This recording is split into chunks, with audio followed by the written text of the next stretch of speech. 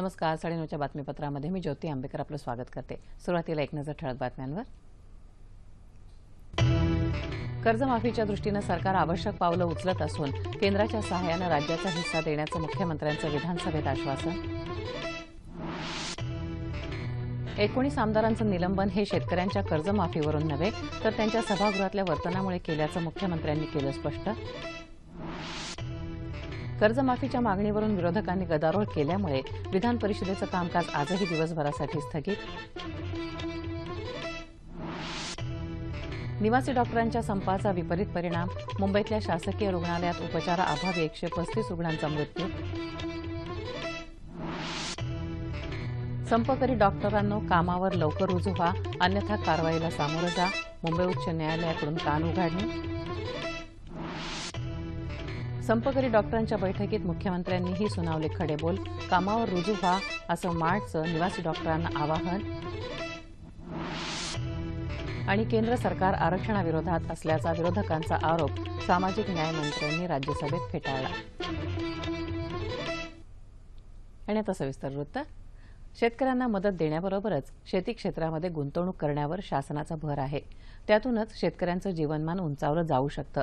कर्जमाफीच्या दृष्टीनं सरकार आवश्यक ती सर्व पावलं उचलत असून केंद्र सरकारच्या सहाय्यानं राज्याचा सहभाग दिला जाईल असं ठोस आश्वासन मुख्यमंत्री देवेंद्र फडणवीस यांनी आज विधानसभेत दिलं.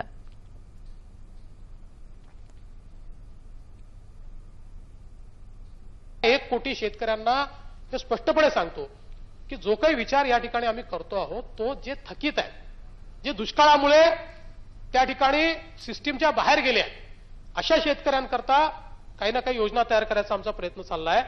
त्यामुळे कृपया आपण भरायची क्षमता असताना किंवा आपण दरवेळेस भरत असताना आता कदाचित आपल्यालाही कर्जमाफी मिळेल अशा माध्यमातून कर्ज भरायचं नाही अशी कृपया चूक करू नका. ते योग्य होणार नाही.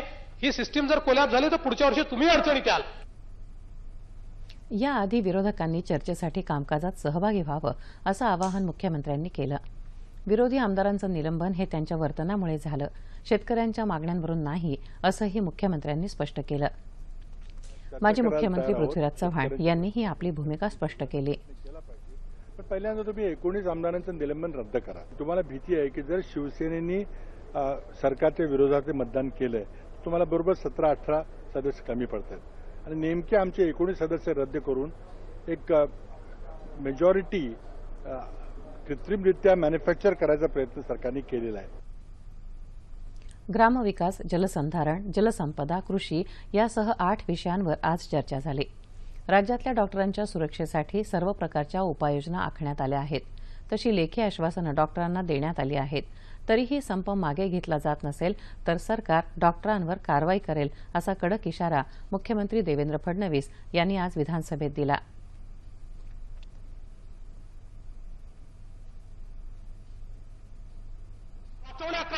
तुमच्यासोबत चर्चा करते आहे, तुमच्या सगळ्या मागण्या मान्य करते आहे आणि तरी देखील तुम्ही परत येत नाही. याचा अर्थ काय आहे? हे रुग्णांना ओलीस धरणार अध्यक्ष महोदय, हे मान्य होणार नाही अध्यक्ष महोदय. मला विश्वास आहे की जर खऱ्या अर्थानं संवेदनशीलता असेल, खऱ्या अर्थानं डॉक्टर म्हणून जी शपथ घेतली ती शपथ जर लक्षामध्ये असेल तर अध्यक्ष महोदय आज यातनं तोडगा निघेल. पण आज जर तोडगा यातनं निघाला नाही अध्यक्ष महोदय, आता एकच गोष्ट स्पष्टपणे सांगतो, सरकार हातावर हात घेऊन बसणार नाही.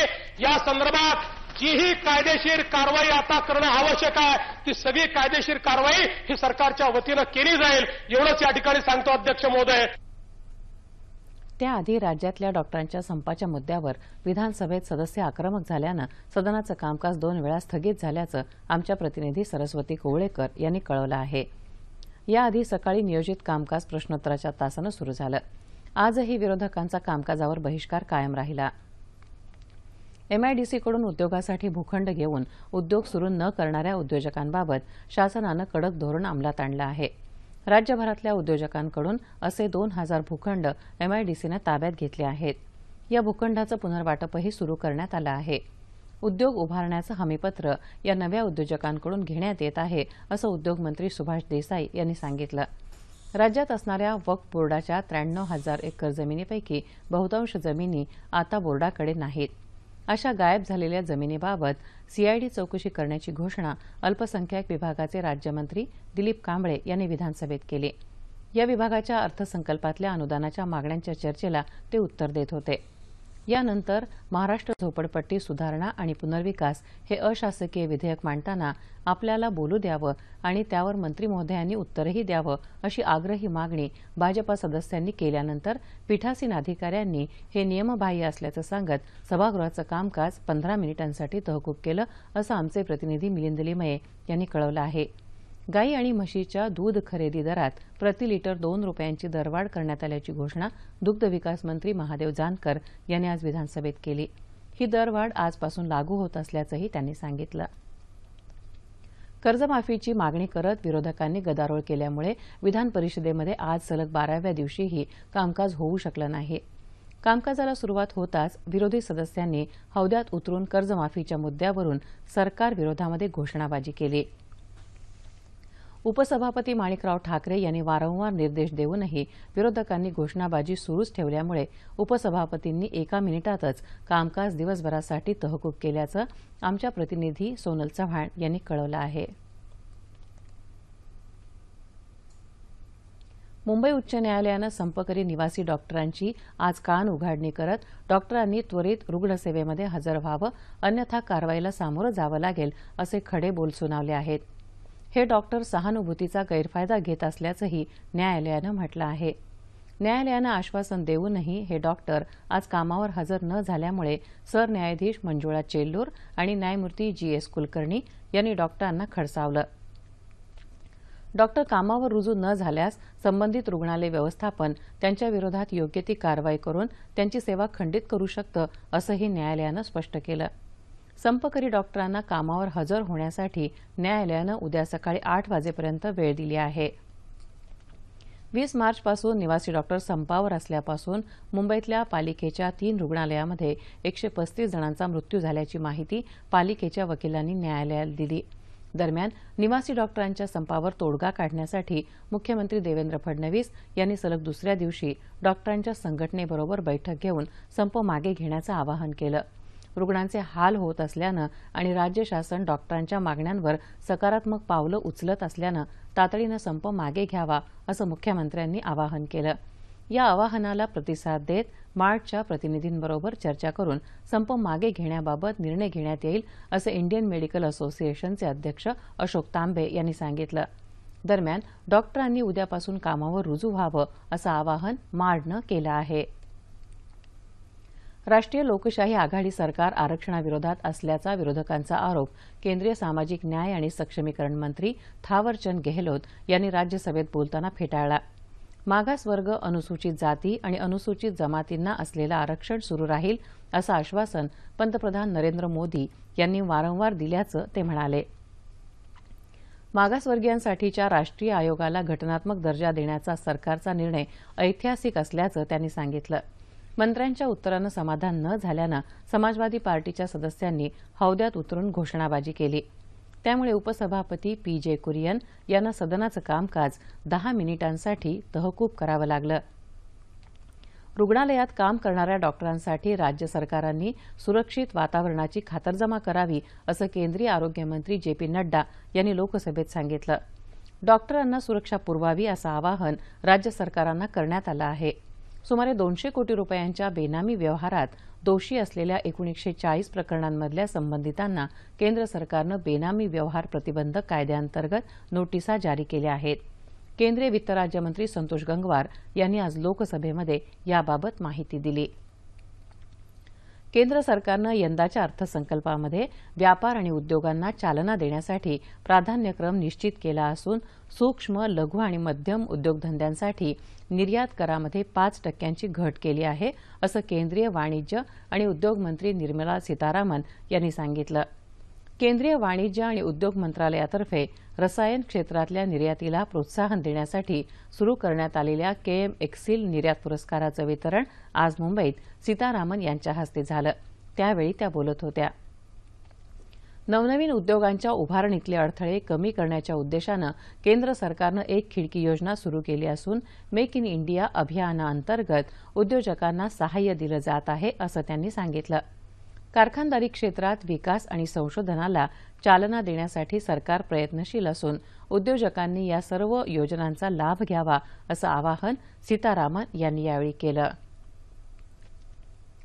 सिंधुदुर्ग जिल्ह्यामध्ये पर्यटन विकासाला चालना देण्यासाठी लवकरच पुरातत्व विभाग तसंच पर्यटन विभागासह सर्व संबंधितांची मुंबईत राजभवनामध्ये बैठक आयोजित केली जाईल असं राज्यपाल चे विद्यासागर राव यांनी सांगितलं. मालवण नगरपालिकेला सदिच्छा भेट दिल्यानंतर आयोजित कार्यक्रमामध्ये ते आज बोलत होते. निसर्गरम्य सिंधुदुर्ग जिल्ह्यामध्ये पर्यटनाला मोठा वाव असून हा जिल्हा जगभरातल्या पर्यटकांचं आकर्षण ठरेल असा विश्वास राज्यपालांनी व्यक्त केला. सिंधुदुर्गच्या पर्यटनाला आणखी गती मिळावी यासाठी सर्वसमावेशक पर्यटन विकास आराखडा तयार केला जाईल असं राज्यपालांनी सांगितलं. पालकमंत्री दीपक केसरकर, आमदार वैभव नाईक यांच्यासह इतर मान्यवर यावेळी उपस्थित होते. आज जागतिक क्षयरोग दिन. जागतिक आरोग्य संघटनेच्या अहवालानुसार क्षयरोगाच्या रुग्णांमध्ये वाढ होत असून भारतात त्याचं प्रमाण मोठं आहे. देशात क्षयरोगाच्या रुग्णांची संख्या भारतात 28 लाखावर पोहोचली आहे असं या अहवालात म्हटलं आहे. पूर्वी जीव घेण्या ठरलेल्या क्षयरोगावर आता प्रभावी औषधोपचार उपलब्ध आहेत. ही औषधं रुग्णांनी काटेकोरपणे घेतली तर क्षयरोग पूर्णपणे बरा होऊ शकतो. हेही आता सिद्ध झालं आहे. गरज आहे ती उपचारांविषयीच्या जनजागृतीची. सरकारी पातळीवर सुधारित राष्ट्रीय क्षयरोग नियंत्रण कार्यक्रम राबवले जातात. मात्र त्यात जनतेचाही सहभाग आता आवश्यक ठरला आहे. क्षयरोग एकेकाळी हा रोग जीवघेणा मानला जात असे. त्या काळी ह्या रोगावरती प्रभावी औषधोपचार नसल्यामुळे ह्या रोगाविषयी जनमानसात भीती होती. 24 मार्च 1882 या दिवशी डॉक्टर रॉबर्ट कॉक यांनी मुंबईतल्या ग्रँट वैद्यकीय महाविद्यालय आणि सर जे रुग्णालयात काम करत असताना क्षयरोगास कारणीभूत असणारा मायक्रोबॅक्टेरियम ट्युबरक्युलोसिस या जीवाणूचा शोध लावला आणि मग त्यावर उपचार करणं शक्य झालं. आता हा रोग पूर्णपणे बरा होऊ शकतो. त्यासाठी 6 महिने किंवा त्यापेक्षा जास्त काळ औषधोपचार घेणं आवश्यक असतं. मात्र उपचार मध्येच थांबवल्यास तो उलटण्याचीही शक्यता असते. एका वर्षात टीबीवर पूर्ण उपचार न घेतल्यास 10 ते 15 जणांना टीबीची लागण होते. त्यात प्रामुख्यानं 80% टीबी हा फुफ्फुसांचा असतो. या व्यतिरिक्त ग्रंथी, हाडे, सांधे, मज्जासंस्था, जनन आणि विसर्जन संस्था, आतडं आणि इतर अवयवातही टीबीची लागण होऊ शकते. प्रतिकारशक्ती कमी झाल्यामुळे HIV बाधितांना टीबीची लागण लगेच होते. त्यासाठी 2 आठवड्यांपेक्षा अधिक काळ खोकला असलेल्यांनी टीबीची चाचणी करून घ्यावी. निरनिराळ्या आजारांमध्ये प्रामुख्याने श्वसन रोगांमध्ये स्टिरॉइड उपचार घेणाऱ्यांना क्षयरोगाची लागण होऊ शकते. क्षयरोग झालेल्या पेशंटनी स्वतःला झालेला आजार दुसऱ्याला होऊ नये याची खबरदारी घ्यावी. हा संसर्गजन्य रोग असल्यामुळे सार्वजनिक जागेत थुंकणं टाळावं. खोकताना तोंडावर रुमाल धरणं आवश्यक आहे. तसंच क्षयरोगासाठी मोफत मिळणारी औषधं वेळोवेळी घेणं गरजेचं आहे. क्षयरोग नियंत्रणासाठी केंद्र सरकारतर्फे डॉट्स या उपक्रमाअंतर्गत मोफत तपासणी आणि पूर्ण कालावधीसाठी सरकारी रुग्णालयांमध्ये मोफत उपचार करण्यात येतात. जागतिक क्षयरोग दिनानिमित्त हिंगोलीमध्ये आज जनजागरण रॅली, चित्रप्रदर्शन तसंच घरपोच सेवा देणाऱ्या कर्मचाऱ्यांना मोटारसायकल आणि स्कूटरचं वाटप करण्यात आलं. शाहीर प्रकाश दांडेकर यांच्या कलापथकासह रांगोळ्या, भित्तीपत्रकाद्वारे जनजागरण करण्यात आलं. तसंच क्षयरोगाचं समूळ उच्चाटन करण्याचा संकल्पही करण्यात आला.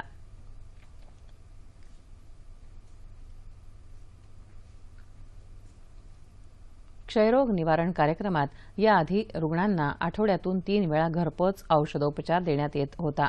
आता दररोज घरपोच उपचार देण्यात येणार असून रुग्णांनी औषध घेतलं आहे किंवा नाही याची माहिती मोबाईलच्या SMS वरून मिळवण्यात येत असल्याचं जिल्हा आरोग्य अधिकारी डॉ. दत्ता धनवे यांनी सांगितलं. राष्ट्रीय आरोग्य अभियानाअंतर्गत क्षयरोग मुक्त भारत घडवण्यासाठी सर्वांनी सहभागी व्हावं असं आवाहन हिंगोली जिल्हा परिषदेच्या मुख्य कार्यकारी अधिकारी डॉ. HP तुम्मोड यांनी केलं.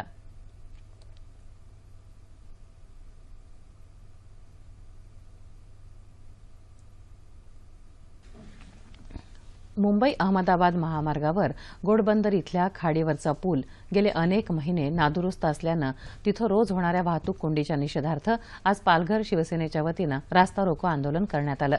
शिवसेना उपनेते अनंत तरे यांच्या नेतृत्वाखाली शिवसेनेच्या कार्यकर्त्यांनी आज दुपारी हे आंदोलन केलं. गेली कित्येक महिने दुरुस्तीअभावी अहमदाबादकडे जाणारा पुलावरून जड वाहनांची वाहतूक बंद आहे. दुरुस्तीचं काम मंद गतीनं सुरू आहे. परिणामी इथं रोज वाहतूक कोंडी होत असल्यानं वाहन चालक त्रस्त झाले आहेत. या संदर्भात तातडीनं कारवाई करावी अशी मागणी राष्ट्रीय महामार्ग प्राधिकरणाला दिलेल्या निवेदनात करण्यात आली आहे. डिजिटल आर्थिक व्यवहारांमुळे राज्य तसंच देशाच्या आर्थिक विकासाला चालना मिळेल असा विश्वास नांदेड जिल्ह्याचे पालकमंत्री अर्जुन खोतकर यांनी आज व्यक्त केला.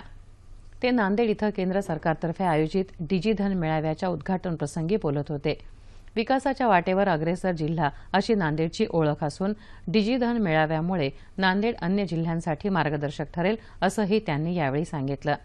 याप्रसंगी आमदार हेमंत पाटील, राज्याच्या माहिती तंत्रज्ञान विभागाचे अतिरिक्त आयुक्त पुण्यव्रत घटक, जिल्हाधिकारी सुरेश काकाणी, जिल्हा परिषद अध्यक्ष शांताबाई पवार तसंच इतर मान्यवर उपस्थित होते.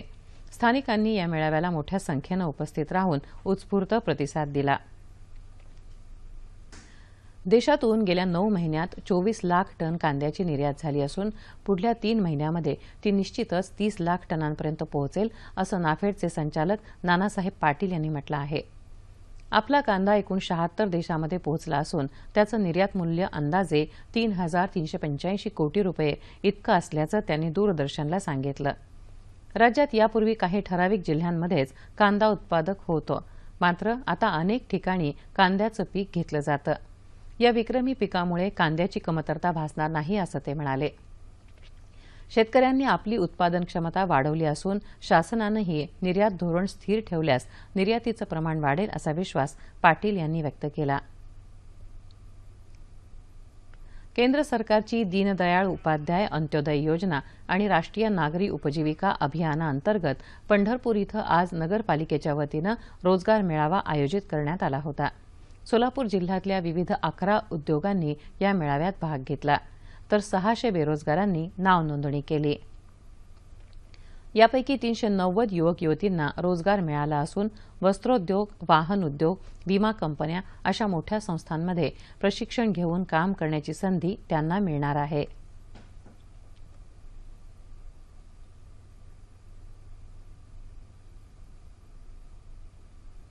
पंचायत समिती स्तरावर दिव्यांगांसाठी 3% निधी राखीव ठेवण्याचे आदेश असतानाही जिल्ह्यातील एकाही गटविकास अधिकाऱ्यानं हा निधी राखून न ठेवता तो इतरत्र खर्ची घातल्यानं दिव्यांगांचा हक्क डावलला गेल्याचा आरोप करीत राष्ट्रीय अपंग महासंघाच्या वतीनं वाशिम जिल्हा परिषद कार्यालयासमोर आज आंदोलन करण्यात आलं. जिल्ह्यातील सर्व गटविकास अधिकाऱ्यांनी मुख्य कार्यकारी अधिकाऱ्यांच्या आदेशाची अवहेलना करून दिव्यांगांकरता असलेला निधी इतर कामांवर खर्च केल्यानं मागील 4 वर्षांपासून जिल्ह्यातील एकाही दिव्यांगाला त्यांच्याकरता असलेल्या योजनेचा लाभ मिळू शकला नाही असा आरोप अपंग महासंघानं केला आहे. आपल्या मागण्यांकडे प्रशासनाचं लक्ष वेधण्यासाठी आंदोलकांकडून यावेळी डफडे वाजवण्यात आले. अपंगांच्या न्याय हक्कांची पायमल्ली करणाऱ्यांच्या अन्यायाविरुद्ध निलंबनाची कारवाई करण्याची मागणी यावेळी करण्यात आली. या आंदोलनात मोठ्या संख्येनं दिव्यांग बांधव सहभागी झाले होते.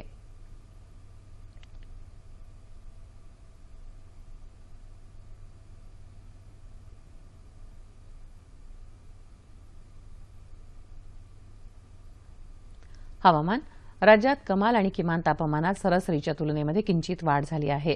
त्यामुळे हवेतला गारवा कमी होऊ लागला आहे. येत्या 24 तासात संपूर्ण राज्यात हवामान कोरडं राहण्याची शक्यता हवामानशास्त्र विभागानं वर्तवली आहे. तापमान अंश सेल्सिअसमध्ये मुंबई कमाल तापमान 33, किमान 21, नागपूर 41, 21, पुणे 38, 17, औरंगाबाद 38, 22, नाशिक 38, 19, कोल्हापूर 38, 22, रत्नागिरी 31, 22, सोलापूर 40, 23 आणि अमरावती 40, 22. ठळक बातम्या पुन्हा एकदा. कर्जमाफीच्या दृष्टीनं सरकार आवश्यक पावलं उचलत असून केंद्राच्या सहाय्यानं राज्याचा हिस्सा देण्याचं मुख्यमंत्र्यांचं विधानसभेत आश्वासन. 19 आमदारांचं निलंबन हे शेतकऱ्यांच्या कर्जमाफीवरून नव्हे तर त्यांच्या सभागृहातल्या वर्तनामुळे केल्याचं मुख्यमंत्र्यांनी केलं स्पष्ट. कर्जमाफीच्या मागणीवरून विरोधकांनी गदारोळ केल्यामुळे विधान परिषदेचं कामकाज आजही दिवसभरासाठी स्थगित. निवासी डॉक्टरांच्या संपाचा विपरीत परिणाम. मुंबईतल्या शासकीय रुग्णालयामध्ये उपचाराअभावी 135 रुग्णांचा मृत्यू. संपकरी डॉक्टरांनो, कामावर लवकर रुजू व्हा, अन्यथा कारवाईला सामोरं जा. मुंबई उच्च न्यायालयाकडून कान उघाडणी. संपकरी डॉक्टरांच्या बैठकीत मुख्यमंत्र्यांनीही सुनावले खडे बोल. कामावर रुजू व्हा असं मार्डचं निवासी डॉक्टरांना आवाहन. आणि केंद्र सरकार आरक्षणाविरोधात असल्याचा विरोधकांचा आरोप सामाजिक न्याय मंत्र्यांनी राज्यसभेत फेटाळला. याबरोबरच हे बातमीपत्र संपलं. पुन्हा भेटूया उद्या सकाळी 8:30 वाजता आपल्या सह्याद्री वाहिनीवर. नमस्कार.